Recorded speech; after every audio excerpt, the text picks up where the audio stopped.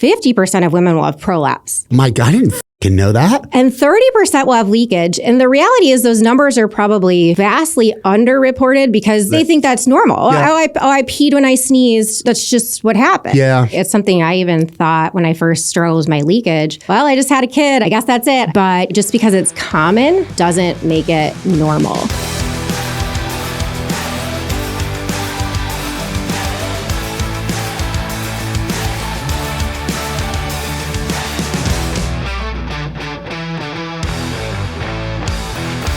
Welcome to the Coach 'em Up podcast. My name is Tim Riley.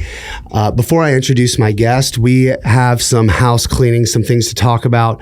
The first step, if you will. Did you know that the first step to solving any problem is acceptance? I am still working on that because some of you, many of you, our analytics show. You watch the show, you consume the show, you support the show, and we love that, but you're not subscribed to the show. You think that you are, but you're not. If you take a look right now, if you're driving, pull the car over because this is more important than getting to work on time. Take a look, make sure you're subscribed. There are two types of people on planet Earth. There are subscribers and there are non-subscribers. Come join us on the subscriber side of things. I promise that there's a better way of living life. You're going to get updates. It's completely free to you. It helps the show. Now that that's out of the way, okay, my groveling is done. I would like to introduce Caroline Packard. Caroline, how are you? Did I say your last name correctly, by the way? Okay, I just want to make sure. Just like the old car. Yeah, that's right. Nice, excellent. Admittedly, I found you on Instagram. Mm-hmm. And the first thing I thought, I was like, wow, this content curation is like top tier. So that was just the first thing I saw through my lens. However, as I started to dig a little bit deeper, I noticed that you have a specialty in a topic which, frankly, is not talked about enough, and that's pelvic floor function. Now, in the performance space, like sports performance space, where pelvic floor function has been integrated or discussed has been much more along the lines of creating intra-abdominal pressure and how it relates to pelvic orientation and rib cage orientation for the sake of performance purely, just high performance and like what implications those have.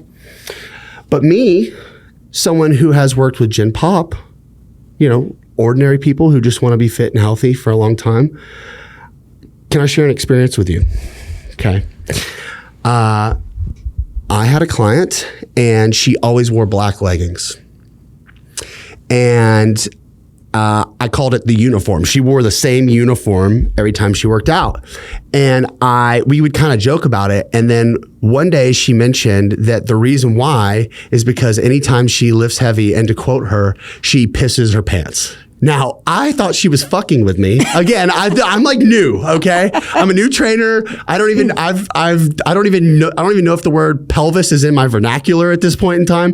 And I laughed, and there was not an expression on her face. She was like, "No, I'm not kidding. Every time we lift, I pee a little." And I was like, "Explain." And then she could also hardly explain like why that was happening. She just knew that she had had several kids, and ever since that point in time. So I was confronted with this moment where I was completely useless to her. And so I stayed in my lane, right? I didn't give any, I was like, do clamshells or like whatever, right? Right. But ever since then, the topic has been of interest to me. And it was also illuminating because I realized that this is not something that is talked about enough. And I don't think enough trainers and coaches are armed with the information necessary to be helpful. So all that being said, I've talked long enough. For the people who do not know you, know what you're about, or follow you, who are you? How'd you get into coaching? And then how did you end up specializing in your area of expertise? Yeah. Well, thank you. Thank you for the kind remarks on content. I'm Caroline Packard. I am a physical therapist by profession and a self-described fitness nut of everything. I've been a lifelong runner since middle school and high school, and then fell in love with strength training and yoga probably about a decade ago. I have my yoga certification as well. And I'm also a mom of 3, which has led me to where I am sitting here talking to you about pelvic floor health as my passion for what I'm doing right now. And ironically, in PT school, I had zero interest in women's pelvic floor health at all. We barely scratched the surface of the topic, had a 2-hour lecture, was completely uninterested in the topic at all. And I feel like it's almost funny because then flash forward 5 years, I have my first daughter and I have all these pelvic floor issues. And they were devastating because I couldn't do the activities that fill me up, the running, the higher intensity movement. And so I became just obsessed with all things pelvic floor, selfishly to help myself, how I could get back to the things that I loved without having to go the route of surgery. So it's funny when the provider becomes the patient. Yeah. And I got a firsthand experience of how hard it was to navigate finding the right path forward, and how hard it is with the disparity between rehab for pelvic floor and getting back to higher level, high intensity movement, high pressure, high force, all of those things. And I thought to myself, if this was so hard for me to navigate, someone who professionally is educated in this, dove into all of the professional concepts, but then also just navigating care providers, some of their remarks that if I would just do low intensity or swimming, I wouldn't be dealing with the things that I was dealing with. Yeah, just stop doing the things you like, Just stop Caroline. doing the things that fill you up. And then it won't be a problem, Unfortunately, Tim, it's like we laugh and it still happens. That's literally the advice. Yeah. But, myself being in the medical profession, my husband also is as well, we have a little bit more, I guess you would say, the ability to resist some of these remarks or say, like, I'm going to move on to another provider. Yeah. But knowing that a lot of other women don't know if that's the truth that they should be following, right? Don't lift any more than 35 pounds. That's all you should be doing is what they're still saying. So, that was really the pathway. And when I saw how I could help myself and eventually did, and I was treating women in the clinic, I just love this topic. And so I wanted to start sharing about it. And I started sharing on social media with the intent that if I saved one woman from the pain and the struggle that it was for me, then it would be all worth it. So I started doing that and unintentionally ended up where I am here with a app that helps women do that, and just continuing to kind of help hopefully spread the message that pelvic floor issues can look a lot different for everybody. And they could be somebody like me who you would identify outwardly as super strong and fit, but on the inside, I wasn't when I was dealing with that. So there's so many things that you spoke about there that just like resonate with me. And it's interesting how something that's like really devastating, and like the threat of eliminating the things that really are most enjoyable to you in life, like particularly physically, all of my injuries when they've happened, particularly the ones that have caused me the most suffering mentally and emotionally, not just physically, keeping me from being able to do the things that I want to do. And then like that process of not being able to find answers, or the answers that you're being given or what you're being told is either stop doing the things that you love so much or avoid it entirely. So like avoidance-based solutions, which aren't really solutions, right? But of all of those things that happen, and for me, it's like jumper's knee, things with my shoulder, low back, walking through those journeys, as miserable as they've been, they're now like some of my greatest assets. And like the process of like, and I think something that goes untalked about is it's not fun, but it's also really valuable as the trainer, the coach, the provider, learning all of the things not to do. 100%. Even if you have to walk through it yourself, it's not ideal. But then also ultimately, and I think this is one of the many reasons you've been able to have so much success, is you've walked the walk. You went through it, man.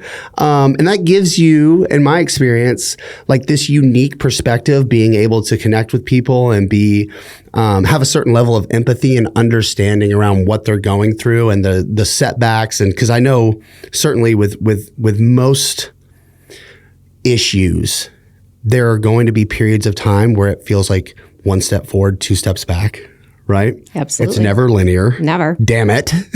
Never. So, and I'm sure the fact that you've walked through that has just made you all the more effective coach. So can we start, and honestly, because this is a topic that I'm essentially like, talk to me like is someone who doesn't know a damn thing about the human body, all right? Or pelvic floor dysfunction at all.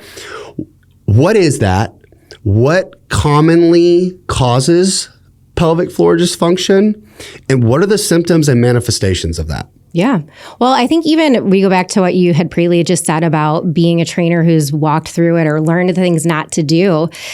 In retrospect, or looking where I am sitting now, I was always a strong individual, but I really just truly realized I was able to either overcompensate for what I never truly had good control over. So I look at the things that happen from pregnancy or revealing these pelvic floor issues, and I kind of see that just as the final straw that broke the camel's back.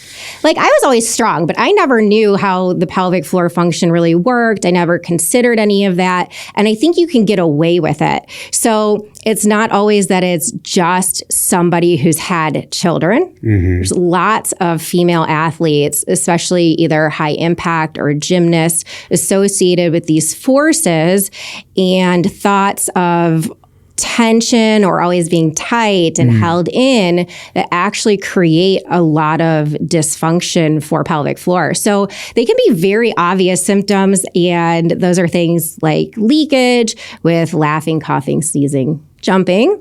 It's pelvic organ prolapse. It is diastasis recti. And then it's the lesser known ones, which is a audience I love to continue to try to get the message in front of, which is that lower belly that won't go away after pregnancy and you never had that before, or you've got glutes that you just can't build. Maybe you've never thought that your chronic constipation or ending digestive issues outside of actually having a real kind of digestive issue going on for yourself, chronic hip, low back pain. All of those things start to become connected to the pelvic floor because the pelvic floor is the base of your core. And so everyone likes to talk about your core. When we're talking about your core, you have to consider what your pelvic floor is doing, regardless if you have an actual pelvic floor issue. And so I think that's where it gets left out of the mainstream conversation. And it really is applicable to anybody, male or female, because we all have one. Yeah. It's interesting because, going back to that first client, it was almost like the seal was broken because it began to come up more and more and more frequently. And then I was confronted with the reality of how fucking common it is. But yet it's like, it's not something that's really openly talked about very much. And I feel like for men and women, but particularly I hear it more often from women. It's just kind of like the sentiment is almost just like, yeah, it is what it is. Yep, it just is what it is. I just have to deal with it. So how do you bring like awareness? How do you spread the message? And then like, how do you combat that sort of attitude that has been impressed upon people. Yeah, I mean, it's something I even thought when I first struggled with my leakage. Well, I just had a kid. I guess that's it. I guess that's why I suddenly realized why all the women do the jumping jacks the way they have, that you see growing up and those sorts of things. And it's really just because it's common doesn't make it normal. And I wish more women could see that. Like when you said the prevalence is so high, that's what really drove me to start talking about it more, is that professionally I learned that 50% of women will have prolapse. That's a huge number.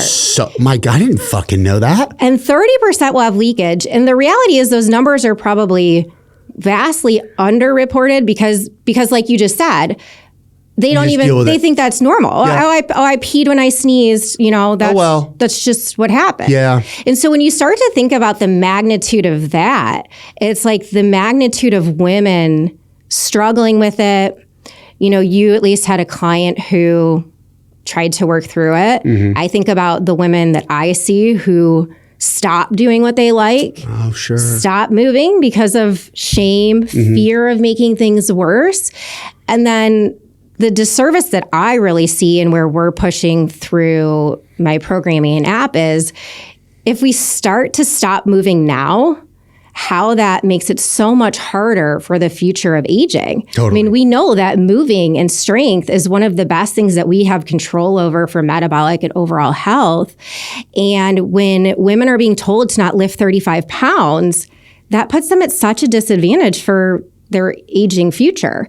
So, trying to combat it, I try to approach it with calling out what those common things are. If I'm educating on social media, I try to use the words that I know that person is thinking when they say it. Yeah. Or like you said, like making a joke about not being able to wear bright colored pants because you're going to pee. Yeah. I think a lot of women can resonate with that. And if they can start to hear the messaging and start to connect the dots, then they maybe will have a little bit more aha moments and realize that it's not something that they have to live with. Can I want to back up a little bit because I'm realizing so much, about your effectiveness and your ability to help so many women has to do with the fact that you struggled with this, right? And so can we just hear your story? Like that's what the long drawn out. Yeah, man. I want to know kind of like the process when you first started experiencing symptoms and then like what were the actions you were taking to try and get resolutions and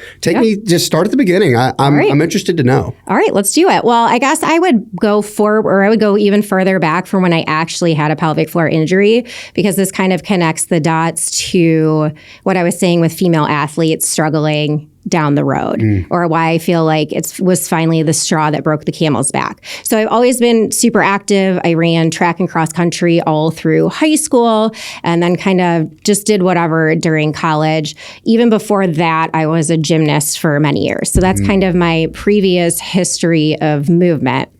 Then I had my first daughter, and I had basically a birth injury. Tearing. She was sunny side up, so I definitely fractured my tailbone. I could not sit for weeks on end comfortably. And that's all you do when you have a baby, you breastfeed. And I was doing all of the internet sleuthing that I could. But, even 10 years ago, it's hard to find as much information as it is 1,000% now. Yes. So I was looking through everything that I could, and I really couldn't find stuff. I had gone to a DO, a chiropractor. Like, can somebody do something with my tailbone? Yeah. And I followed up with my OB, and she sort of just was like, well, I guess if you feel like you need to go to pelvic floor PT, I could write you a script, but you're a PT, so you probably know what to do. And I think I was like, oh my gosh, she's right. Like, why do I not know what's going on? Like, I kind of had this shame of not knowing, or I guess I should probably have the skills to be able to take care of this. So I didn't address anything. And from my first birth on, I just struggled with leakage at high intensity. So running something I just love to do. I'd take the stroller out, go for a stroller run. And so I would just mask it, and I would wear a pad, and I'd wear black clothes. And then I had my second, and everything persisted. And this time I just said to the OB, I want a script for therapy. So I went to therapy, and I think I was still met with that same idea that I was a PT, so I should have a little bit better path. I probably had 3 visits. She gave me some Kegels, told me how to Kegel when I came up from a squat. 3 or 4 visits later, take this home and keep doing them.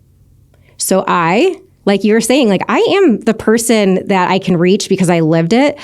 I was like, this doesn't work. This is silly. This isn't fun. I don't like anything about this, and it's not working. I probably did the damage. That's it. This is my lot that I'm living with. Continued on my way, doing the exercise that I liked, the stuff that brings the endorphins, all the things. Have my 3rd baby.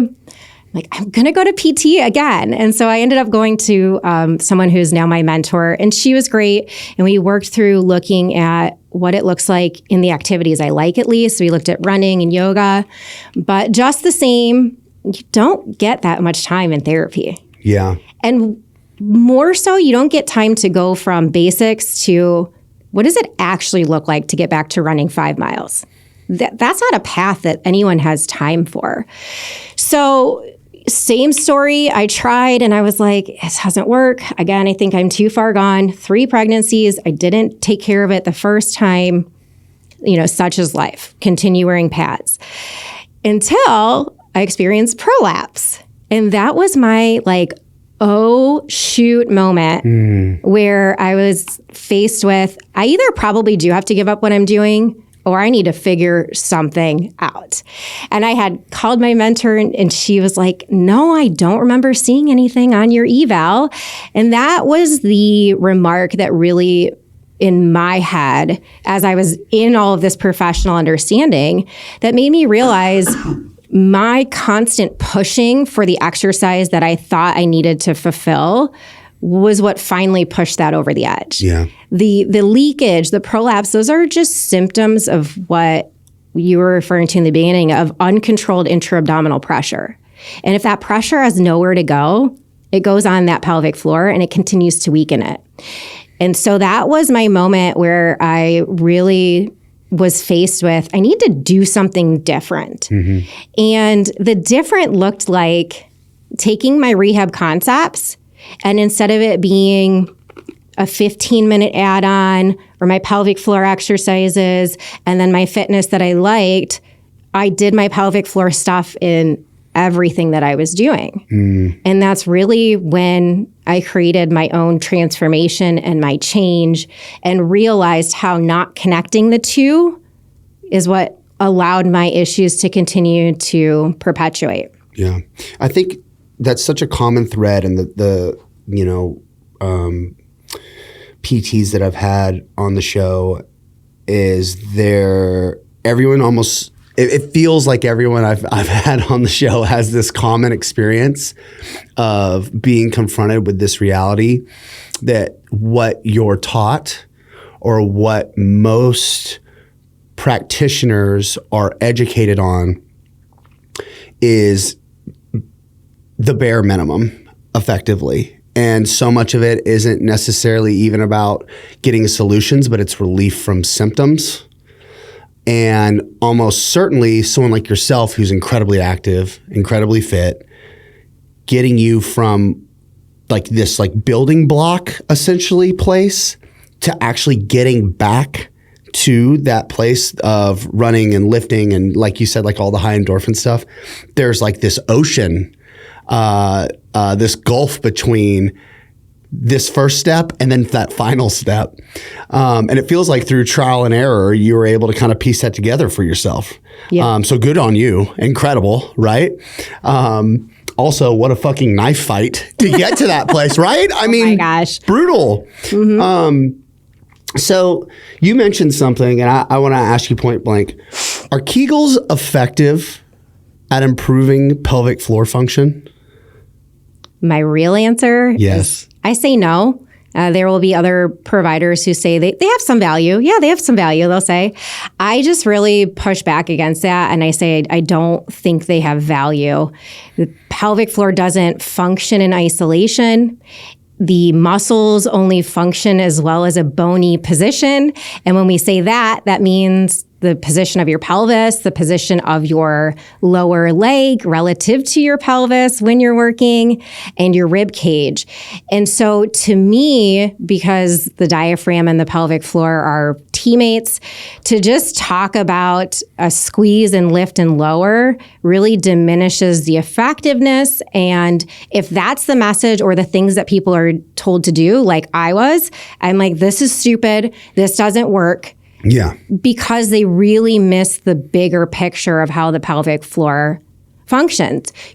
So for example, something at its most basic, a squat, the pelvis itself will rotate from external to internal to external at a very deep squat. Mm-hmm. And the pelvic floor changes shape to match that.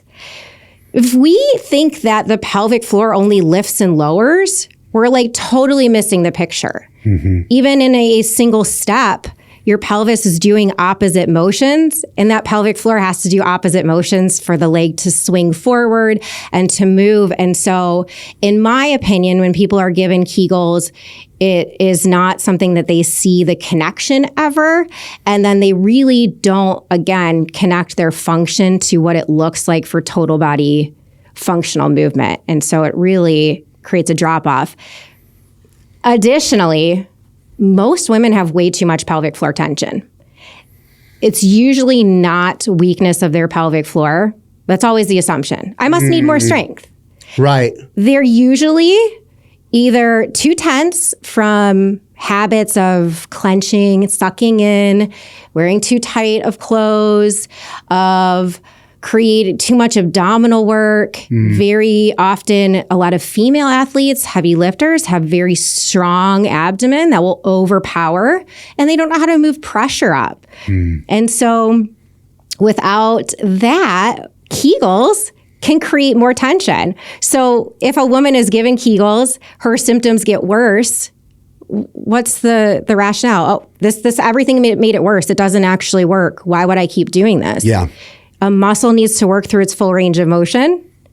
And I really find Kegels lacking for so many of those reasons. This episode is brought to you by friend of the show, David Gray of David Gray Rehab, creator of the absolute game-changing foot, ankle, and Achilles program. To date, it's helped over 8,000 people, including Zach and myself, get back to running, jumping, and playing pain-free. This program isn't just for athletes. It's also been used by coaches and physios in the NFL, NBA, and Premier League, as well as every other major sport. And if that wasn't impressive enough, you can get the full program 15% off lifetime access when you click the link in the show notes and use code TIM at checkout. Zach, what's the best training app on the planet? It has to be Train Heroic. Gone are the days of sending the old crusty PDF. Now we have a sleek new app. It's easy to use. There's videos with descriptions. You get to track and log your weight, your reps. There's a community chat function. You can submit videos. You can get feedback. How about the leaderboard, Tim? I started using Train Heroic first as an athlete and someone who wanted to learn. Now I use it as a coach. Athletes and other coaches can go and be a part of my training community and get results. Whether you're an athlete, coach, or just like to train, use the link in our description to find out how you can train on the best app in the world. And join us on Train Heroic today.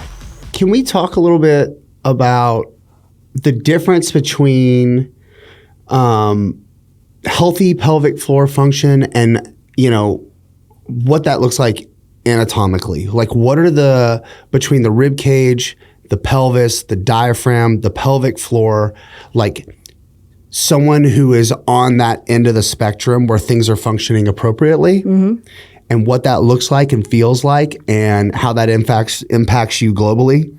And then the other end of the spectrum where there is some disconnect happening there. What are the common manifestations of that?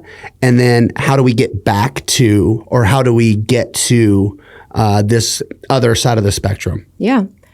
Healthy pelvic floor would be all of your regular bowel and bladder habits are normal. You can release urine and you can stop urine when you need to. You don't feel the need to go to the bathroom. right after you just went. Same thing with bowel movements, no constipation, no sort of feeling like you're incomplete emptying. Those are at the basic function for bowel and bladder, as well as sexual health. There should be no pain with intercourse. There should not be any pain. Excessive pain with periods can also just be a sign of tension. Very frequently, trigger points in the abdominal wall or very painful abdominal wall feelings will actually be local pelvic floor issues, where if you do an internal exam, you can palpate that muscle and that person will feel their referred pain, and that is from the pelvic floor very often. Wow. Yep. So healthy looks like normal bowel and bladder, normal sexual function. It looks like being able to not have pain when you're doing movement or feeling excessively sore after. And unhealthy is, like I just said, issues with bowel and bladder, constipation. Hemorrhoids are a big one that I think a lot of people don't realize, or they sort of know. But I've also got a lot of lifters who, after very heavy lift days, have this flare of hemorrhoids, and it's like, yes, that's a pressure issue. And I think overall, what I've very much seen is that if you have an issue at your hip, in your low back, and even your shoulder sometimes, because the shoulder blades sit on the rib cage, it really is this, what's wrong at your central core and portion that's causing these issues, or what are you ignoring that's creating this? And so very often a lot of women are compressed in the back. They don't know how to breathe in this 360 that is the diaphragm. And so when they try to breathe, all of the pressure just moves forward to the belly and the pelvic floor, and it just exacerbates this already weakened system that's there. And creates those further issues of unresolving core strength or diastasis recti, leakage, prolapse, so on. So the path back, it really looks like looking away from the pelvic floor initially. So this rib cage idea, our diaphragm is the gateway to getting our pelvic floor to function. They work together like a team, like a piston. Or I like to think about a medical syringe when it pulls medicine in and then it pushes it out. It's the same thing. We inhale, our diaphragm helps to push the contents of the abdominal contents down, and our pelvic floor lengthens like a trampoline. It's like this natural stretch we should get. That's the full length of the muscles. On an exhale, the opposite happens. It comes from the bottom up. So it's like that trampoline pushes back up. Everything comes back up and in, and that's ideal function. But things like sucking in restricts the ability for that diaphragm to move. Having a lot of compression in the back of the body restricts that full diaphragm. And so again, it just pushes pressure forward. So starting at the rib cage and just creating space, rotation. Right? Rotation is something that's missing in a lot of basic strength training programs, that plane of movement. And we start to lose it, and then we realize that we've lost the ability to equally funnel pressure in the body. So I start with the rib cage and breathing, and then I want them to connect the dots from what does it feel like to connect your diaphragm to your pelvic floor again? And can you feel equal pressure, not just forward? And then it's that basic concept. And now, okay, I want you to apply it in your squats, your hinges, your presses, all your stuff. I want you to regain and understand how to keep that foundation moving in all of the lifts that you want to do. I'm going to take a stab at something. I want you to tell me if I'm right or wrong, or educate me. Okay, so when we think about leakage, and you're giving me by the way, the medical syringe, I've never thought about it like that before. That was fucking good. Yeah. That's really good. When you mentioned that a lot of people experience like hypertonus, like they're two-toned, right?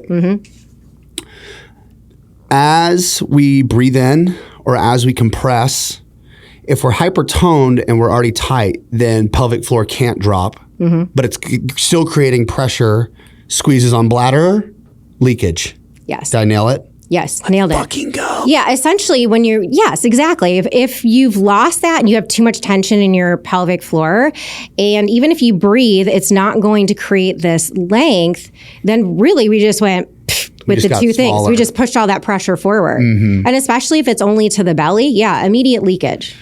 So that's another thing that I've seen come up that has further exacerbated or been the cause of pelvic floor issues is the idea that you're supposed to belly breathe, right? Belly breathing. If you're not belly breathing, calm your nervous system by only belly breathing. Can you just speak to that a little bit and why, particularly as it pertains to pelvic floor function, why it's not a good idea? And then, or maybe not the best, what's the word I'm looking for? The best way to go about it. And then globally, how that impacts movement and function. Yeah. So belly breathing, if you're just breathing it out, number one, your diaphragm lives in your rib cage, not in your belly. And we need that to expand like an umbrella. So that's the other visual I like to say, an umbrella within your rib cage. And so when you have to look at the sides and the back of your body, that starts to make more sense that it's not just forward, but also that this diaphragm descends and expands. And so an inhale is a global expansion of the belly, back, ribs, all of those things. But if we're only breathing forward, we've cut off the other half of that umbrella, and therefore all of the pressure from breathing just goes forward.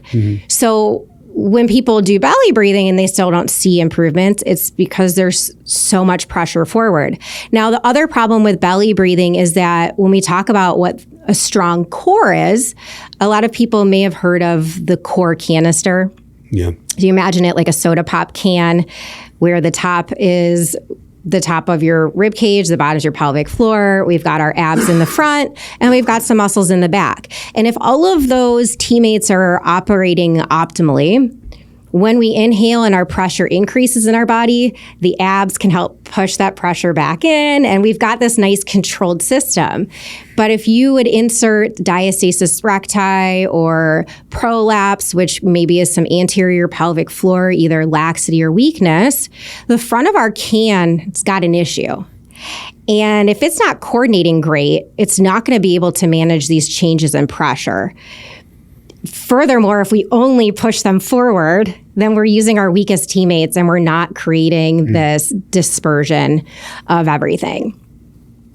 And to your point about the nervous system, what's actually very funny is that the vagus nerve, we can get a lot of movement, or we can really massage that nerve to go back to our rest and digest system if we breathe into the posterior, the big nomenclature is the posterior mediastinum, but it's the back of your ribs.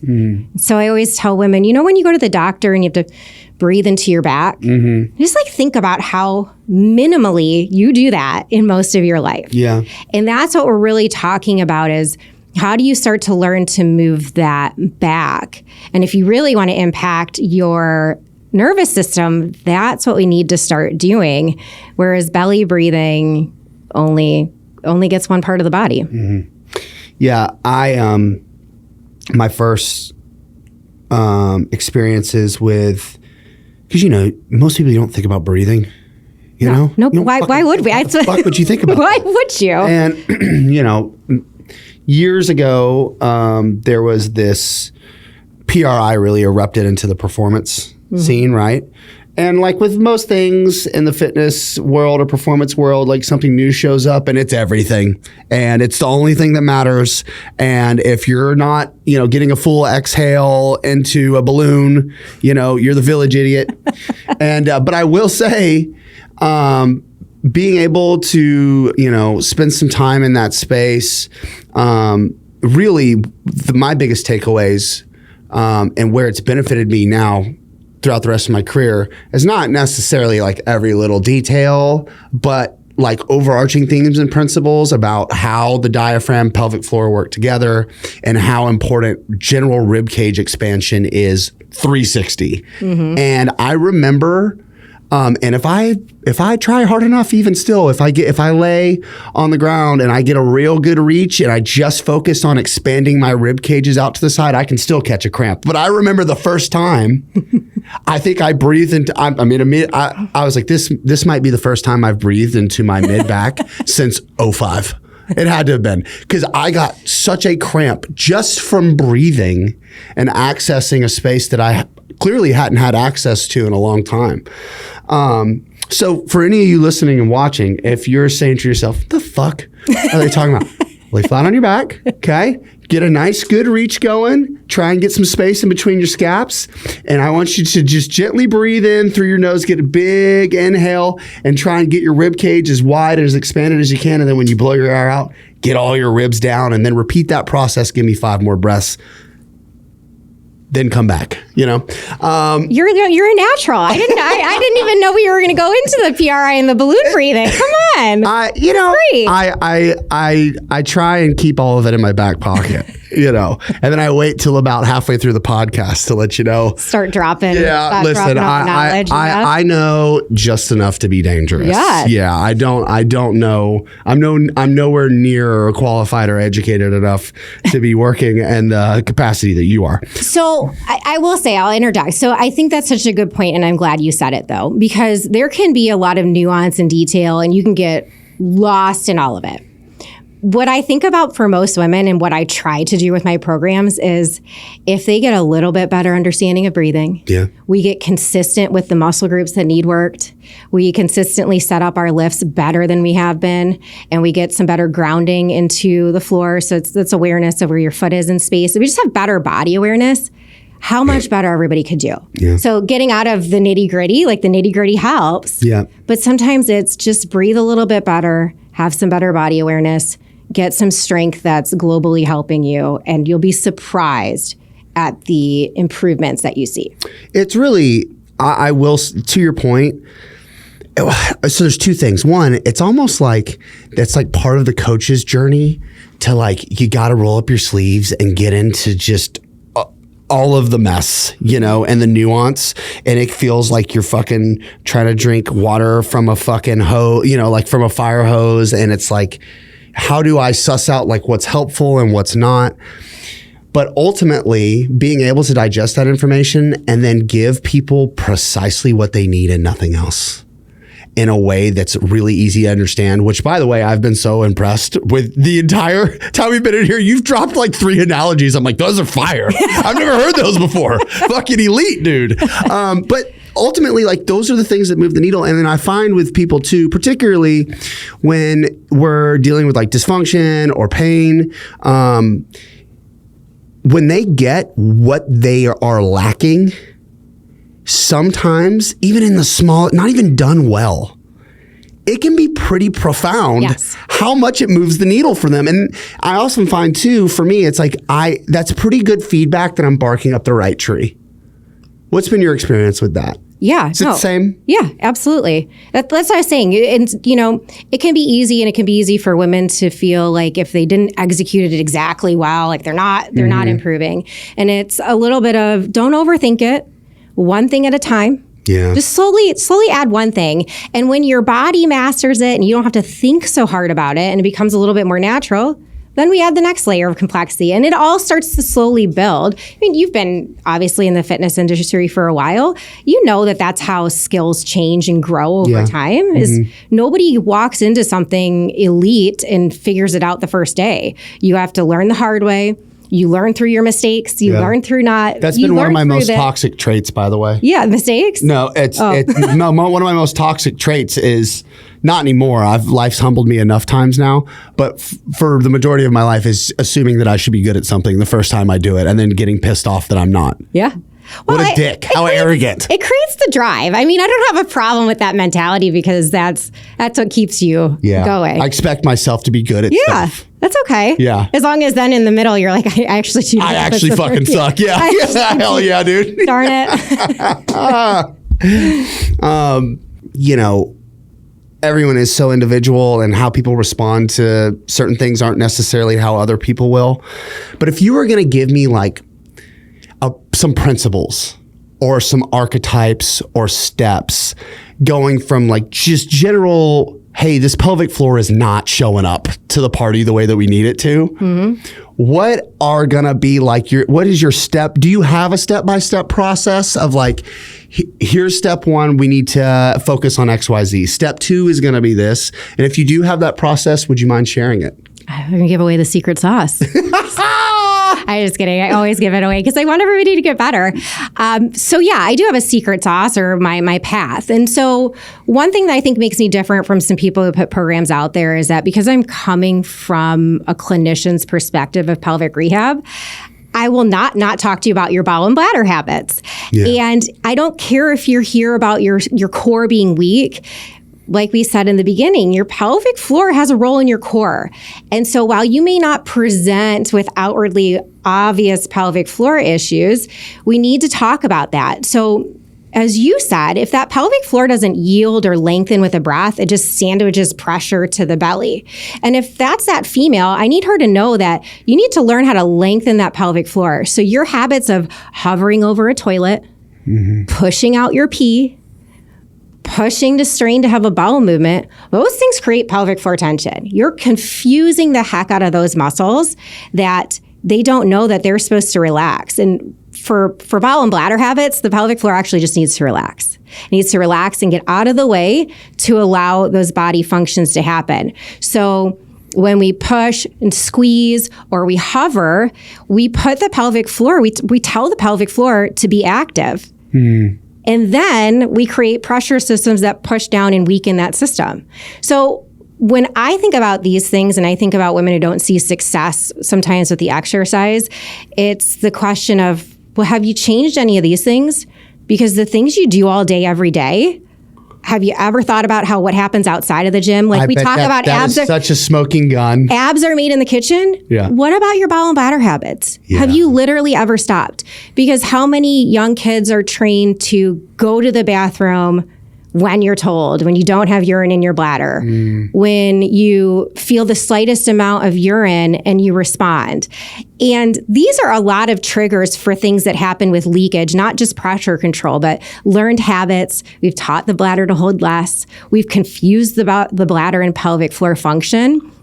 So that's number one, is I want to have an honest conversation with everyone about something that makes people uncomfortable. They don't want to talk about that, and that's okay. But I really, in my heart, believe that matters when we're talking about being able to truly move forward with the strengthening part. Yeah.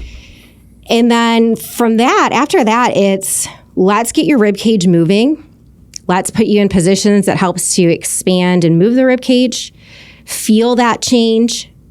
Now I want you to connect your ribs and pelvis, and I want you to be able to feel and identify that you can lengthen and release that pelvic floor tension. And sometimes that's abdominal massage. That is some soft tissue release of the pelvis with a roller or a ball.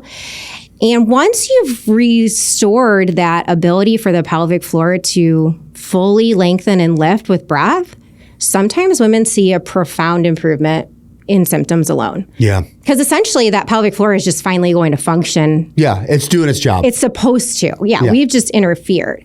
So after that, it's then taking that foundation. How do we optimize as much as possible the rib to pelvis connection to control our pressure and let our pressure system work in what we're doing? And so in my programs, that's what I do. I teach women how to add upper and lower body exercises with lighter load. We're prioritizing the pressure system first, and then it's slowly overloading it into heavier lifts, complex movements. What does this actually translate to in a burpee? What does it look like in a box jump? Like, what do these things look like? So it's not the message that these things are off limits. It's, I would love for you to do whatever you want to do. Let's find the best way for you to move forward with that. Yeah. None of this, don't lift 35 pounds, CrossFit's bad, all of those things. It's what brings you joy, because it's not just your physical health, it's your mental and emotional. If this brings you joy, I would never demonize this type of movement. It's, let's find the best way for you to do it without messing with your pelvic floor. Yeah, that's so refreshing and just so awesome to hear too, that the goal is not to just make symptoms go away. The goal is to get you back to doing the things that you love to do. Yeah. Okay, so you brought up, the app, and I really want to get to the whole process and how you're able to help so many people online. But before that, I have one more question just about the pelvic floor discussion in general. Mm-hmm. If I'm looking at 26-year-old Tim Riley and I'm standing on that gym floor and my client is telling me this information and I just don't even know what the fuck to do with it. I mean, obviously I didn't hit her with like a fucking sucks, I was like, oh my God. I was like, well, are you doing anything? I tried to be as affirming and helpful as possible, but I also knew that there was nothing I was going to say that I could help. Sure. Or even any intervention. Apart from yourself, what are some resources, some education, and some avenues that trainers, coaches, and even, athletes listening to this, where they can find some good education on the topic and get more informed? Yeah. I think aside of very pelvic floor specific stuff, like you were saying, like you informed yourself on the core canister, really just learning more. What does that really look like? And I think the great thing about now is there's so many educators who are training trainers to at least say, I don't know exactly what to do. I'd love to be able to tell you who you should go see, and not that I'm going to, go out of my lane and treat you. But if I am treating you with physical movement, I should have some idea about the best ways to approach that for you. And totally. Doesn't mean I'm rehabbing you. And I know you just had him on. Alex Effer is one of my favorite. Yeah. He teaches the biomechanics. That's really the path that I come from in a lot in the program too, is outside of that, how do we optimize that? Mm-hmm. And so I think that's so useful to really get into that nuance a little bit more for trainers to have different variability in how to approach movement, because it could look different for a female versus a male in understanding some of those nuances of how women might have a harder time moving heavier loads, sort of thing. Yeah. The Coach 'em Up podcast has partnered with OVR. In the world of athletic performance testing, OVR has truly changed the game. From their timing gates, vertical jump testing units, and their velocity-based tracking systems, they are simple, easy to use, reliable, precise, and check this out, affordable. I'm such a big believer in OVR. I've partnered with them in my competition, Apex, and they are the official timing gate system of the Fast 40 event. Finally, a tracking device company that is accessible to everyone. They even have an app where you can track, log, and see your results in real time. If you're not testing, then you're just guessing. Click the link in the show notes and gamify your training. The Coach 'em Up podcast is thrilled to be reunited with Atlantis Strength. If you listen to the show, then you know that I think machines are highly underrated, not only for Gen Pop, but for athletic populations as well. With Atlantis Strength, the biomechanics are always dialed in. The joints line up, the strength curve is always on point, and every rep feels natural and strong. And it's no surprise, they've been engineering and shaping greatness in their Canadian workshop for over 40 years. Now that I own a gym myself, it was a no-brainer which company I was gonna purchase my machines from. They are simply the best. If you're a gym owner, strength coach, or you just love good machines, go to atlantastrength.com or reach out to me directly at connect@coachemuppod.com. You're a mom of 3. You're totally jacked. You're a brilliant. Well, thank you, Tim. You're a brilliant PT. And you create high value content on a regular fucking basis. You have your own app and online business. Did I miss anything? No, I think that's it. Okay. I'm not that good of a cook anymore because of all these other things. So no. Certified badass. All right. True boss in the building. I, as someone who's a parent, a business owner, I've got my hands in multiple things. I still train in-person clients. I have an online business. I look at what you're doing, and that was, like I said at the beginning of the show, that's what I was immediately drawn to. I was like, oh, she's fucking working her butt off. That's what I see, actually, what I see. I mean, I think most people come to your page and they're probably looking for solutions to pelvic floor dysfunction, and they find it. I'm sure they're like, oh, this is all new, thank God. Me, no pelvic floor dysfunction, at least, not enough to need the page yet. But like, I get there and that's what I see. That's what jumped off the screen to me as someone who's in the space and in the field is like, oh, this is someone who is working really, really hard and it's no mistake you've had the success that you've had. So all that to say, so many trainers and coaches that listen to the show could go to, and please, by all means, check out our Instagram while I'm talking about this. It's really phenomenal. You put out high-level quality content. You've grown this business, but it didn't start there, right? Mm-mm. So take us back to the beginning, okay? When did you start posting? Why did you start posting? And what did it look like for you then? Because I get so many DMs of people. It's like, I don't know what to do. I don't know when to post. I don't know how to. And I think I can only give my experience of that so often. Sure. What was yours? Yeah. Well, no, I appreciate it. Thank you very much for all those kind words. Well, I started posting not to make a business. I know some people, automatically are, I want to have an online business. What do I do? Right. I naturally just wanted to start sharing a little bit more. I had been kind of in and out of working in a clinic and then staying home with my kids and kind of trying to find what just overall was the right balance for profession in my life and feeling fulfilled in doing something too. Mm-hmm. And that's where I found the pelvic health. And, it was strange to step out on Instagram because I am naturally more introverted. I'm an ambivert, I should say. However, my husband will even say, he's like, I don't know how you go on camera and do as well as you do. Yep. It's just not my natural personality. And I really think it's because I'm just so filled with fire and mission about this that it makes it easy to do that. So I just showed up just trying to share. Again, it was if I could save somebody else from what I struggled with what I view as simple to implement changes. Yeah. Start changing your bladder habits. Start learning to breathe better. I really feel if people just got some of that free content, they'd start to see that change. So, I could cringe when I look back at some of my start. That was when Instagram was pushing you to use filters and all this stuff.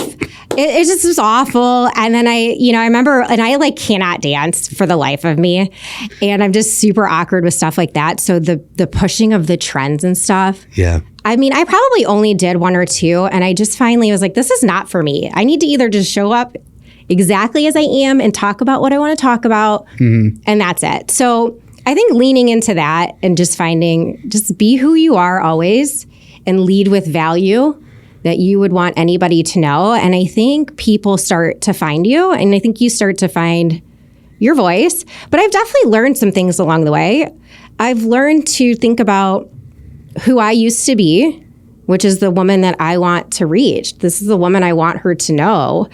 That she doesn't have to live like that. And there's the obvious people who know they were leaking and they have prolapse. And like I said before, there's the less than obvious person.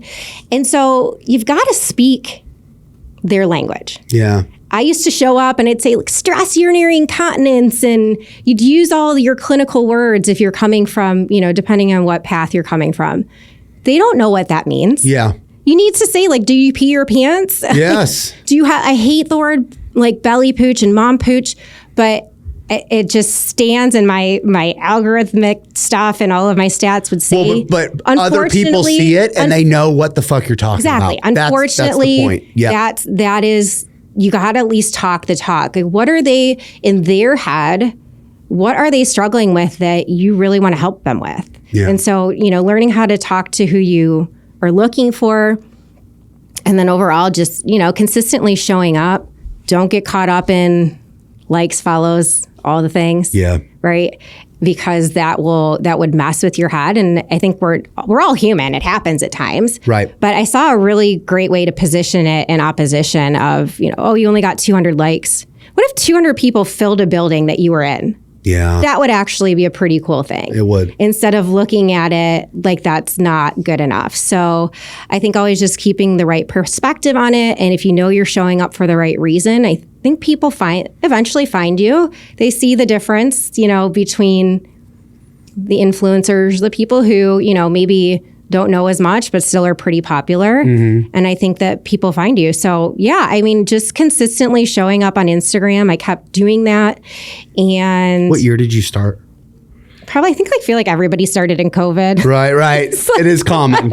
Yeah. About 20, it was about 2020, 2019-ish area that I started just talking about it and slowly stayed consistent. And that is you've said that a couple times, that is so underrated. It's such a war of attrition. Mm-hmm. Well, everything's a consistency game. Totally. Your health, your nutrition, everything. You just keep plugging away at it. Yeah. And not trying to go hard, 24/7. And, eventually, if you stick with it. So, yeah, that's what I did. I eventually got to the point where, a lot of people who followed me were like, when are you going to just give us the blueprint? Yeah. I was like, oh, okay, I guess we're doing this. And so, I started actually writing out programs, and my husband's the best at the back end business stuff. It's not my natural gift. I never showed up to be an entrepreneur. I know I never showed out to be an entrepreneur. It's like the bane of my existence. Learning everything the hard way. Yeah. All the nitty gritty things I've never wanted to know. But I have. And like you said, I'm better off knowing it and have gone through it. And now I meet other people and I'm like, let me help you. Right. Not live that. Exactly. Yeah. Let me help you with that. Now you can, now it's moved from just the trauma of pelvic floor dysfunction to the trauma of trying to figure out how to be a business person. Yeah. And it is traumatic. God. Let's be clear. It's brutal. I mean, there wouldn't have been that recent trending reel where it was like trying to kill themselves yes. with all of their stuff. You're like, yeah, oh my gosh, there's days where you're just like, how? Why? Well, and you touched on just, I don't think, I say this all the time. I forgive me, please, everyone who listens to this podcast a lot. Suddenly does not happen all of a sudden, and it usually, and there's this, business concept called the tipping point. And essentially that concept is, and I'm sure you're already aware, I'm kind of more sharing this with, but the idea is that you keep plugging along and you see no considerable spike or tangible change or impact in growth, right? But you keep showing up and you keep doing a thing, you keep showing up and you keep doing a thing. And then eventually it's almost like a trap door where bam, it seems to quote unquote suddenly happen, but it didn't. Right. It took all of those prerequisites. It took all of the hours that it took. And I think one of my encouragement to anybody looking to grow any business, whether that's in-person training, online, is that, and I think this is where most people get discouraged, is they look at how much it's going to take, to get to that place. And it's so daunting and so overwhelming that it almost makes more sense to quit while you're quote unquote ahead, right? Unfortunately, save for a few, instances here and there, you have your meteoric rises or your shooting stars, right? But for most people, the truth is that it is going to take an undetermined amount of days, years, time, a lot of it, until you break through and get to that place that whatever it is in your mind that is. And but I also do find is that for many people, they far exceed anything that they ever dreamed of initially in terms of what they were able to accomplish. I mean, if someone would have told me when I started posting shitty content around the COVID time, right, of me literally in fucking pajamas, doing at home isometric movements. And the captions are so bad, it's 20 likes. You know what I mean? I know. If you would have told me then that I would be where I'm at in my career, I would have laughed. And frankly, everyone else in the room would have, right?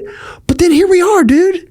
But it took fucking years to it was like a knife fight to get to 10,000 followers. Truly. Yeah. But there is also this other, and I'd be interested to hear your take on this. Once I kind of got to that place, at least on social, it almost feels like, people who say it takes money to make money. Mm-hmm. there does seem to be this effect where it's like, just because you've been able to gain some social presence, followers, a little bit of credibility, it affords you the opportunity to parlay that into more. Is that your experience too? Yeah, I mean, I think so. I think that's just a natural thing, especially on socials too. I mean, I do it as a consumer of socials.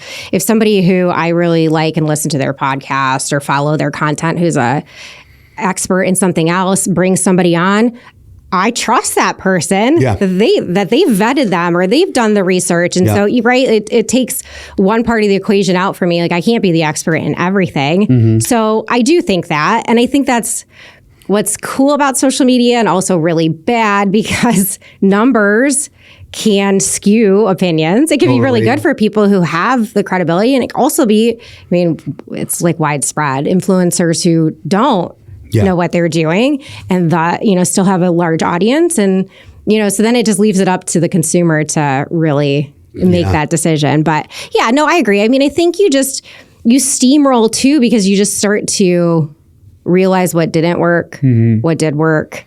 How long did it take you to start seeing where you were like, oh, did it happen? When I got followers, so the first time I got followers, oh my gosh, I think I was at 1,000 or 2,000, which was great, right? Like, I literally started with like a couple hundred. Same. And then, slowly just was like working along, and I didn't even realize it. I had gone offline. I think my mom was visiting, and I opened my app and I was like, oh my gosh, what is going on?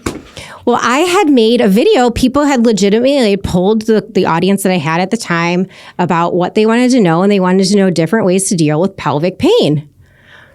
So I make a video showing a pelvic wand with a pelvis. I literally thought nothing of it because this is the content I talk about. Well, oh my gosh, that one broke the internet. It blew up. It was like a 12 million view thing. Holy fuck. Oh, it was crazy. It was crazy. So I went from that to like 35,000 overnight.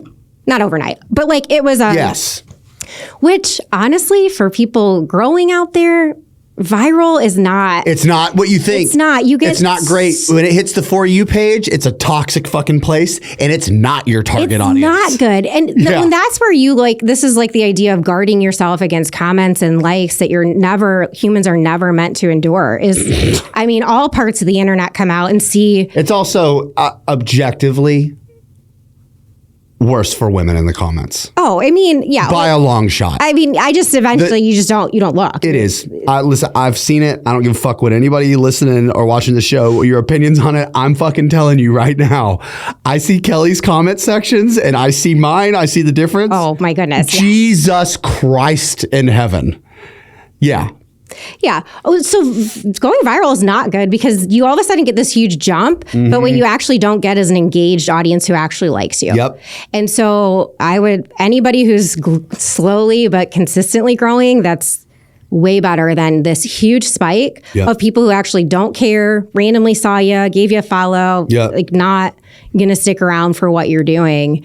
So, that's another big thing. So I had some time after that where I actually stopped creating content for a little bit. I felt super overwhelmed. I felt like I don't even know who I am anymore. I don't want to just be on here to perform for the content that sells. I took a month off and I actually just went back to the drawing board and I sat down and I wrote just what do I want to talk about and I want women to know. And I just created a whole list of what those topics were. And I went back to talking about them. And then that's when my content did start getting better. I didn't make reels that were trending. I didn't follow dances, audios, anything like that. I just showed up creating my original content about what I wanted to and talking like I would. And I don't think it's a coincidence. That's when that it started to be more consistent progress by just being inherently me. I think the shift that I'm seeing on socials has been happening for a while, but I think it's going to be one of those things that everyone starts talking about. It'll be, Huberman will be talking about it in a month. It'll be. You stole it from you. Yeah. Give me my credit, Andrew. Shout out Huberman. I'll come on the podcast if you ask me. I'm just saying. But there is going to be this dynamic shift away from trending the same thing everyone else is doing. And you're already seeing it now where the content that's doing the best is literally people talking into a camera, being themselves, and which is like great news for someone like me. Because, I can fucking yap. All right.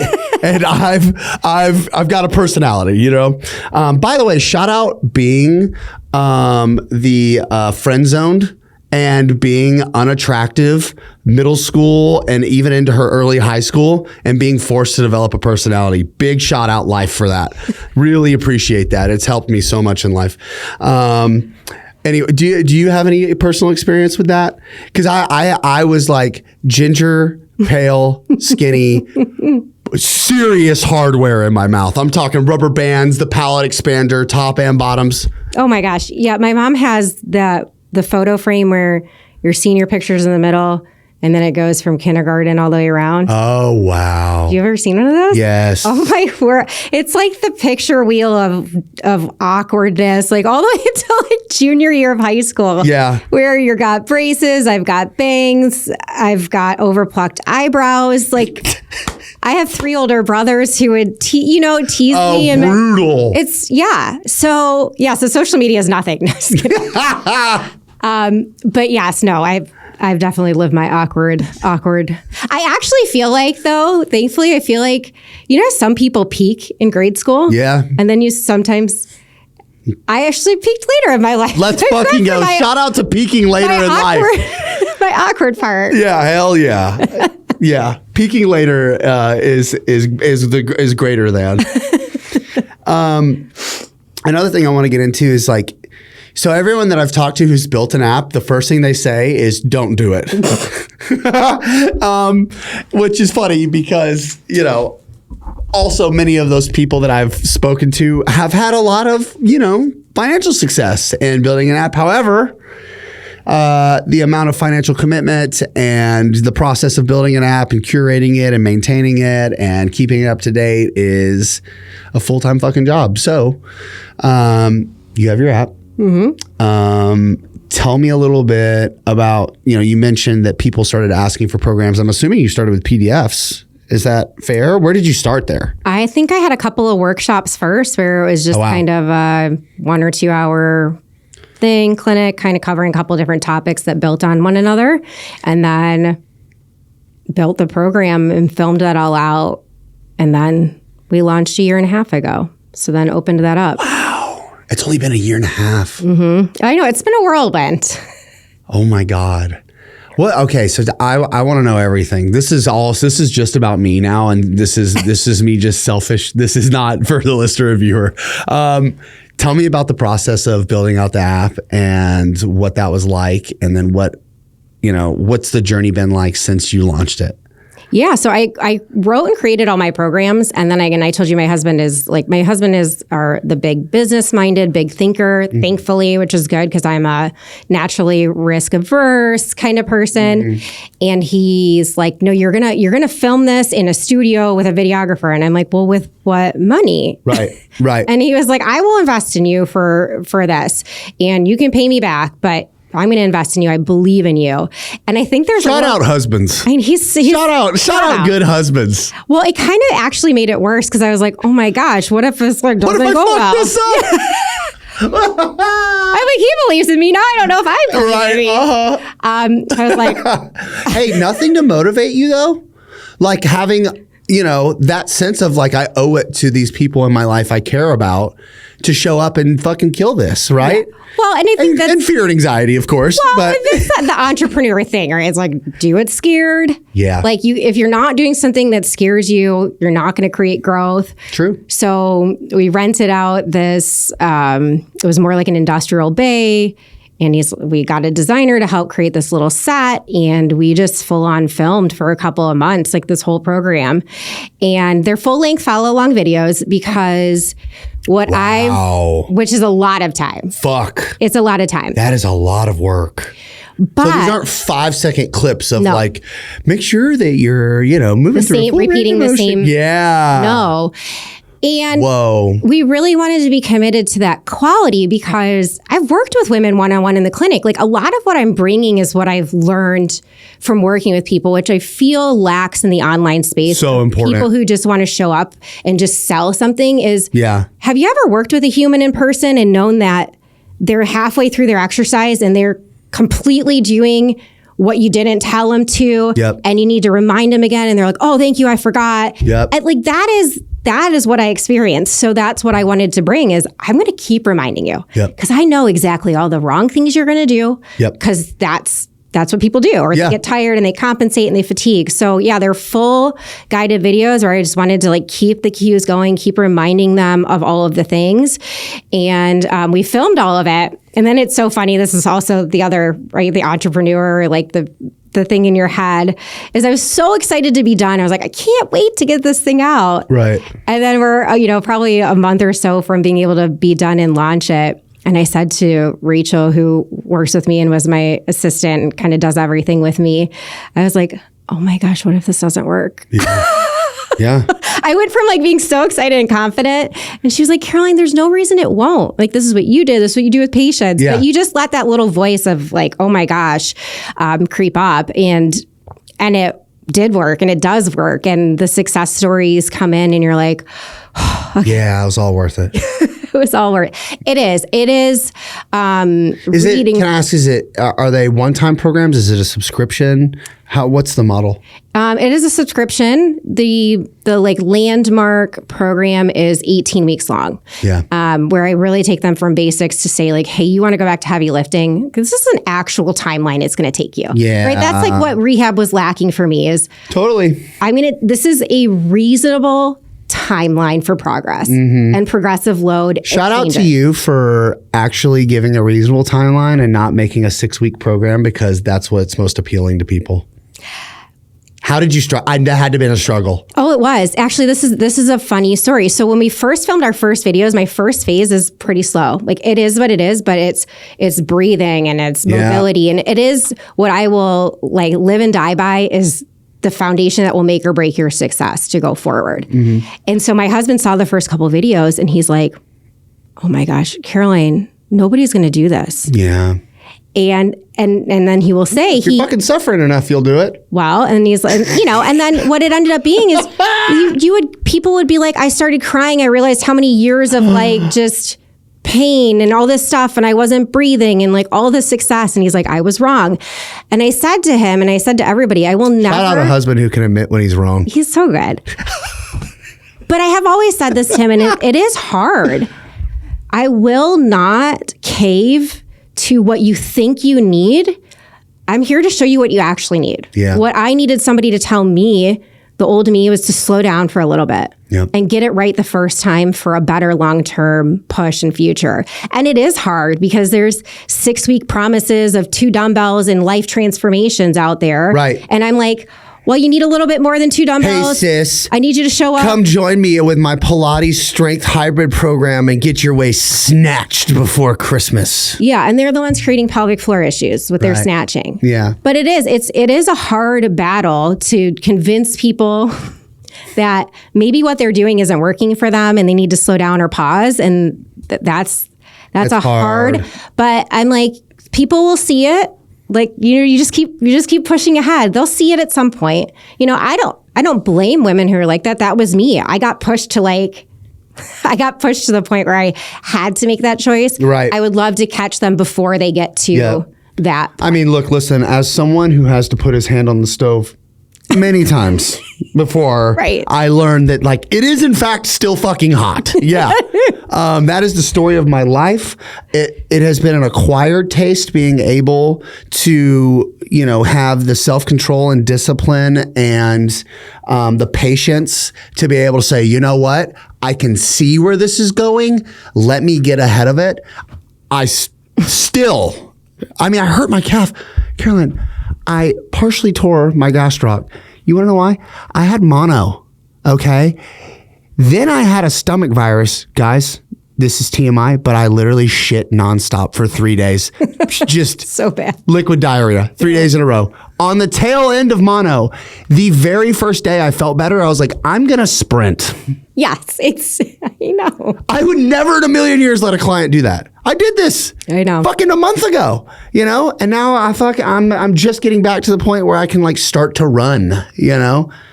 I knew better. I know. It is my, it's what I do. It's just what I do. So anyway, I say all that to say, I historically have been the person that unless I am underwater drowning, fighting for my life, I'm not going to change. And I've had some extreme examples with that between like getting sober, mental health stuff, you name it. I've gotten much, much better about it, but I still have my time, you know? Hey, shout out partial tendon tears in your gastroc. You know, I still do it. It's going to bring you down if it has to.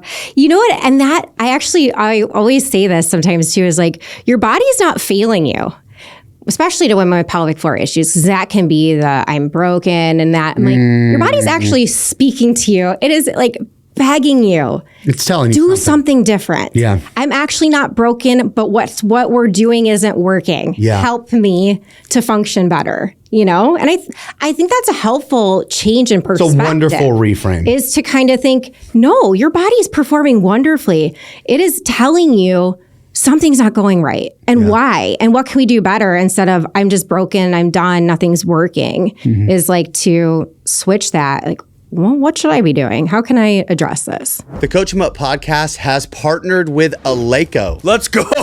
Not only is Eleiko found in 85% of Power 5 schools, but they also offer at-home solutions from racks, flooring, rigs, barbells, bumper plates, your favorite accessories like straps and weightlifting belts, you name it, Eleiko's got you covered. Go to eleiko.com/coachemup and get access to the same equipment that they're using in the best facilities with the best athletes on the planet. Back to the topic of this business, just online brand you've built. What are the lessons you've learned along the way that maybe were perhaps unexpected about the journey of building this thing?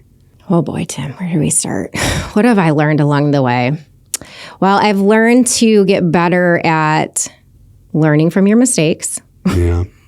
And not letting it detract you from your momentum or keep going. It's just kind of, you get an education in one way or another. Yeah, true. Sometimes you pay for an education by going to school. You pay for an education in other ways. When we talk about people we've brought on our team, we've had some mistakes, and we've realized that people have to be on it for the mission of women improving for their pelvic floor. We need to, if we're going to keep reaching women, it has to be about that. It can't be about individual personalities or people who are just looking to kind of further where they're going. Yeah. And really getting like a culture that's moving in the same direction toward this, what people call your avatar. Like, who is this woman we want to serve? Yeah. And are we all on board? From the person who's sending the emails to somebody else who's back there, like, we all have to understand that that's where we're rowing in the same direction. Does it feel crazy to say you have a team? Yes. How bizarre is that? It's so bizarre. It's like, it's the inability sometimes to see how far you've come when you still know you have a mountain to climb. Yep. In terms of, there's so much things that I would love to do better. I mean, I think anybody would say that. You're never complacent. That is also one of my most toxic traits is I virtually never stop to smell the roses. Like, I try my best to practice gratitude, but I'm really more often than not kind of possessed with like the problem solving, which is like this double-edged sword, because like on one end, like, it serves me really well, but on the other side, when in that mind state all the time, it's really hard to appreciate anything, you know? It is, because, well, I think it's with anything. The second you start to get complacent, things slide. I mean, it can slide with your health and nutrition and your workouts and all of that. So I agree. I think it's a hard balance. It's also been helpful because it keeps reminding me. I feel like I keep learning, like, business lessons are still lessons that I come back to encourage our community of membership of like this, stop comparing yourself to an ideal of something or a company who's been around for 10 years Yeah, or it's like you're not 15 fucking years. Apple. Right. Like you're comparing yourself to like an elite athlete and you just had a baby. Like we all need to we can have goal. I'm huge. Like I would never tell someone like, don't set high goals, but I'm like, we also have to come back to an acceptance level of reality so that we are like kinder to ourselves and like push forward in the right way. So I think it's so funny because I think all of the business lessons too are just so applicable to anybody, whether they're on a health or healing journey or anything like that. Yeah, I completely agree. You know, of all the things that you've learned and taken away from this process and journey that you're on, what are some of the things that you can say with certainty that if you could go back, you would avoid? I don't really know that I would have a lot because I see so much value in the things that I've learned doing the wrong way that give you the clarity of where you're going or what you're doing. I mean, I think, you know, some stuff is recently I've decided I don't want to work with brands anymore right now. I want to grow our vision. And anytime I work with a brand, it takes away from that. And there's some that I genuinely love and I did partner with. But when there's only so much time in a day, I'd realize I'd be creating content for them and ultimately saw that as this is taking away from me pouring into what I've created or the women in the community who subscribe and all of these things. And so, you know, realizing that whatever income we made from that, which was not, you know, the biggest contributor to anything. And that's not why I did it, but just realizing, you know, that wasn't getting me toward where we're going with our vision. Yeah. Yeah. I've, that's very relatable too, where it's like, and I think this is part of the reason why so many people, maybe they have a dream of growing an online business or expanding or, you know, starting like a community workout in their city, whatever like that next step is for them, is the cup's already full. The cup is already full. And sometimes I feel like when talking about business advice and stuff, I think to myself sometimes, like, am I just, you know, the 20-year-old trainer who's telling the mom of 3 to just like get her steps in? You know? Just like go to the gym 4 times a week, Sarah. Like, I don't get why you can't do it. You know what I'm saying? But I also know that like I like was in that place too, where it was like, for me, what it looked like was I was training 40 hours a week and a single dad. And you know what I mean? And like the idea of posting, you know, at that time or creating content, which I sucked at doing. So it took a long fucking time. And also, not only did I suck at it, but the product was bad. So I would put it out there and people would be like, this sucks. You know what I mean? And I knew that because no one fucking liked it. You know, it's the silence that hurts the most, actually. Man, what a hill to climb it was. It really was. Well, look, we've talked about a lot. It's been fun. It has been. I've got some segments, though. I'm not quite done. Okay. This first segment is 3 things. If you could give a young coach 3 actions, ideas, resources to learn more about pelvic floor function and how to be more effective at helping people return to a place that is more neutral, what would those things be?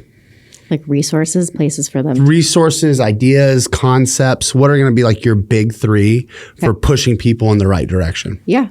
I would say don't underestimate the value of breathing and just teaching people to get better breathing. Like we said, not perseverating on perfection, but better breathing. Great word. Better breathing. Like it not only helps the physical system, but like we talked about, the nervous system and whether your body's choosing a pain pathway or not, and accelerating, you know, hyper-focusing on chronic areas of tension, we can shift that. We can shift and improve blood flow with breathing. So really, I'm such a breathing nerd almost that like I feel like it's something we do every day. Like we said, we just don't even think about. And you start to dive into all of the connections to it, and I think it's so valuable. So more about breathing and the diaphragm to pelvic floor relationship for the core is so key. And then the third thing would be that find resources around you. You don't have to have the answers. You don't have to be interested in it. You don't have to want anything to do with like specifically knowing the answers for them. But maybe you're that safe person, like your client felt comfortable saying, who's around you in your community or online that you feel comfortable saying, hey, like, I don't know a lot about this, but this is somebody that I think could help you a little bit more. And just recognizing what's normal and what we shouldn't condone or accept as normal to help people when they're kind of in that situation. Love it. Next segment, this is Rant and Rave. This is brought to you by Train Heroic. I use Train Heroic. Zach uses Train Heroic. A whole lot of fucking people use Train Heroic because it's great. You can click on it on the link in the show notes and you can join Zach and I and basically the rest of the performance community on Train Heroic. So, Caroline, we have a rant and a rave. Rant. What is something that you're seeing in the fitness space, or even more specifically, if you like, the pelvic floor conversation online, and you see it and you go, oh, I need to see less of this, right? Your blood pressure rises a little, okay? You got, for me, I got this neck vein. It's like pulse. Like what gets your blood boiling a bit? And then on the other side, we're going to bring it back around. We're going to give it a nice hug. It's a good way to end it. Yeah. What's something that you're seeing? You're like, fuck yeah, I'm glad more people are talking about this and I want to see more of it. Yeah. All right. Other than like people coaching Kegel videos that get 1 million of views, it's just this like, oh my gosh. I gotta say, every fitness influencer who has a baby and then has a postpartum core pelvic floor program really fires me up, because having a kid or a baby does not make one an expert. One lived experience does not make one an expert to then deliver all of that information. Yeah. And almost like we talked about before, I feel my experience is so much different because I have put my hands on women's bodies. I have worked with them. You realize the vulnerable nature and the layers to pelvic floor issues that exist, emotional, traumatic from delivery. There's a lot of things that, why I've structured things in my program the way I do to acknowledge a lot of those things I learned from working one-on-one. So I feel like that really fires me up, because it's like, if they were, they might be a great general fitness person, but to then try to create this expertise in something that they don't know about is, to me, misleading to women. And it's like your PCP trying to do knee surgery. Well, it's predatory. Yeah, like go to the person who's actually like really actually good at this. But to me, it's the refusal to acknowledge that they're not good at everything, or to not truly care to say, hey, I'm not the expert at this. Like, you should probably go see 100%. Somebody who's really good at this. Yeah. So I would say that really fires me up. But what I do love is that there actually is a lot of good information coming out. And like we were saying, just even educators who educate on biomechanics and stuff, talking more about pelvic floor, to the point where I'll get messages from some people in my community, and I know that my message is working through social media. They'll send me videos they see of people teaching stuff wrong or being predatory. Yes. And they're like, hey, isn't she doing this exercise completely wrong? And you're like, yes! Fucking right she is, Sarah. Yeah, I'm like, you are seeing it. Like, okay, we just keep slowly plugging ahead. People start to see, like, it's flashy and catchy to throw those 15-second videos out, but I think people catch on. I think people are starting to see more. Yeah, I agree. I think the general baseline, because knowledge is so accessible, right or wrong, helpful or unhelpful, it does seem like the floor is rising in terms of like what people are starting to suss out as being like useful information. Okay. I love this question. This is brought to you by David Gray Rehab and the Foot, Ankle, and Achilles program. If you use code TIM, you're going to get 15% off. Click the link in the show notes, 15% off, and you get lifetime access. Crazy deal. Okay.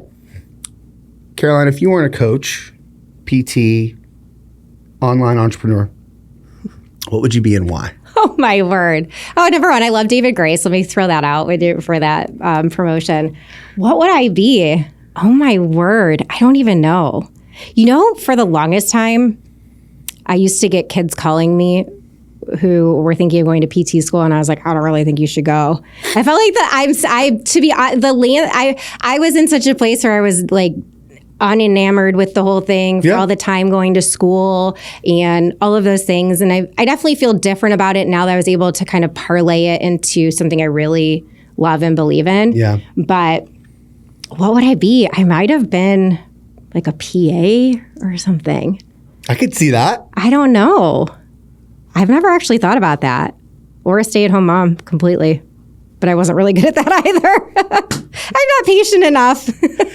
Listen, my daughter's 8 right now. How old are your kids? 10, 9, and 6. My daughter is such an angel on earth. She's such a good kid. Sometimes I wonder, I'm like, is this even my child?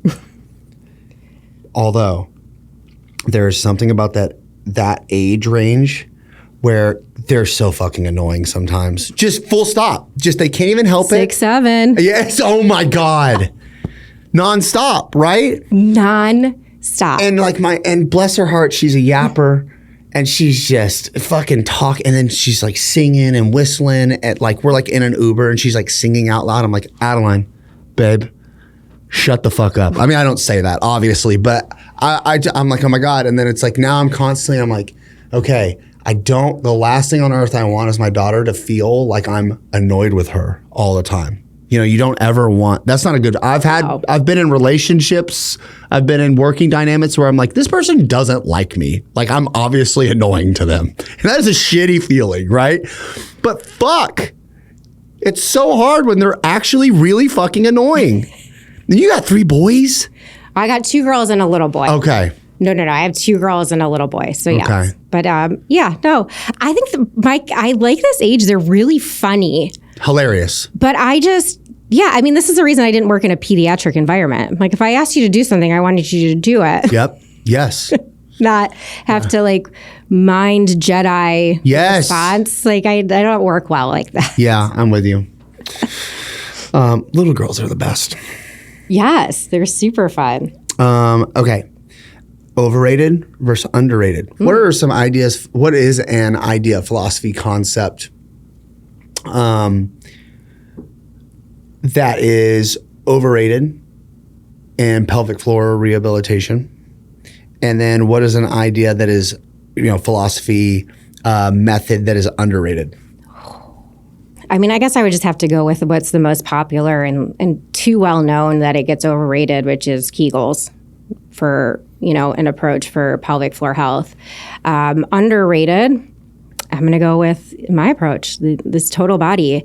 And just to elaborate on that a little bit more, outside of the Kegels approach, everybody thinks that it's just, I just want some core exercises. Mm-hmm. And I'm like, but your core works in everything you're doing. Right. And it's working in your squats and your presses and your, if you don't connect the dots, well, you're not connecting the dots. Right. So, this inability to see how your foot instability and all of this creates this chain reaction that could be part of your problem. And if your failure to kind of lean into that and see that. Okay, last segment. This is Unsolicited. Solicited advice. This is brought to you by Eleiko. Use code CoachEmUp for 10% off. I still can't believe Eleiko sponsors this podcast. I don't know what they were smoking, but they did it, and they continue to do it. You guys may not know this. Actually, if you listen to the show this far more than once, you do know it.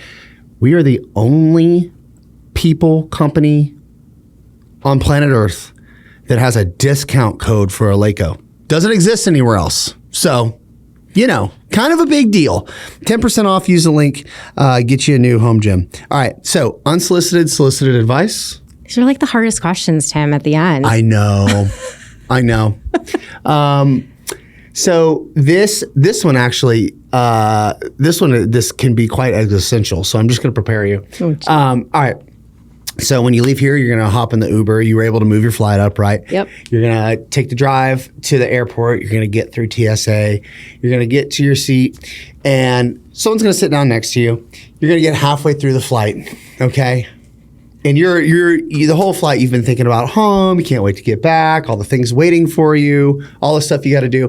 Then for whatever reason, there's a shift, okay? There's a little bump. There's some turbulence. And for whatever reason, it springs an idea into your head and you can't get it out. You feel overwhelmed, convicted, compelled. The person next to you, you have to share a piece of unsolicited advice to this person. Now, it can be about life. It can be about training. It can be telling them the importance of brushing their teeth when they are going to be stuck in a canister at 30,000 feet with other people, whatever, okay? What is going to be that piece of advice that you're going to share with this complete stranger? Holy smokes, Tim. I know. At the very end. At the very end. I mean, I could go in any direction. Yeah, literally. Man, I guess outside of pelvic floor stuff, I think the biggest thing that I would probably impress on anybody is just really finding out who you are in life and leaning into that to really solidify your confidence in the stuff that you keep pushing forward through. Like, bring who you are into everything that you do. Mm-hmm. You know, I think for me, a lot of that is, you know, faith and making sure that who I show up as online and in my company is all kind of aligned with who I really feel like I want to be outwardly to somebody, not to my family and to my close friends. I want them to look at me and be like, yes, she is just like that with us too. So I think that's something as you grow older and mature too, you just start to realize less noise, and being true to who you are attracts the people that are going to really help you grow and push you forward too. And so I think in being who you are, you attract those people, and you also attract really good people who help you keep pushing you forward. Totally. You know how you're the sum of the 5 people you're around? Like, 100%. who are you around? Like, look into those things and start to really say, like, is this who I am? Because this is who I will become and who I will be. So, if we're going to get super existential and deep, I think that as I move forward into my late 30s, almost 40s, that's something that's really just like, man, a big change from 20s and so on. Very relatable. Yeah, it's funny how that same shift has happened to me, where it's become a non-negotiable. It's not even, there's no other way to do it. But that came from, you know, trying to be everybody's everything all at once, and, you know, forming myself to fit my surroundings instead of being true to who I am and being malleable and being able to meet people where they're at. But I think some people really get lost in the difference between the two, and it is a big one. It's true. And I think you see it a lot on the online space. Like, people who are willing to say something that isn't popular, people really like that because they feel like that person's being true to who they are. I think when you try to appease everybody, it's pretty clear. You never have kind of your personality and your stand coming out if you're not willing to say something that maybe not everybody's going to like, or, you know, maybe like I sometimes think as the hard truths or the compassionate truths, right? Especially in training, right? Sometimes it's like, hey, I understand that you don't have time. You need to make some time. Like, you've got one body. I know not everybody wants to hear that, and not everybody's going to say that. Yep. But you got to be okay kind of, you know, taking that. I love that. That's really good advice. You just really made a profound impact on this stranger on the plane. Caroline. Now when I get to sit down and look at them, like, am I supposed to tell this person? It's like, is this a sign? Excuse me, I need to speak with you. Sir, I'm sorry. I got to talk to you. Sir, could you wake up for just a moment? So, Caroline, where can people find you, connect with you, train with you, and learn from you? Yeah, absolutely. You can find me on Instagram. My handle is Caroline Packard, DPT. You can find me on my website, connectpelvicfloorfitness.com. The app is the same thing, Connect Pelvic Floor Fitness. You can find us in the App Store, Google, Apple, Roku TV, Amazon Fire, coming at you at all kind of media from anywhere that you live. Jeez. She's doing it all from the top rope, Caroline. Hey, thank you so much. Thanks, Tim. For taking the trip out here and sitting down with me. Everybody, if you've made it this far, watching or listening, we greatly appreciate you. Remember, if you think you're subscribed or not, please subscribe. It helps us out a ton. And we'll see you guys next time. Peace.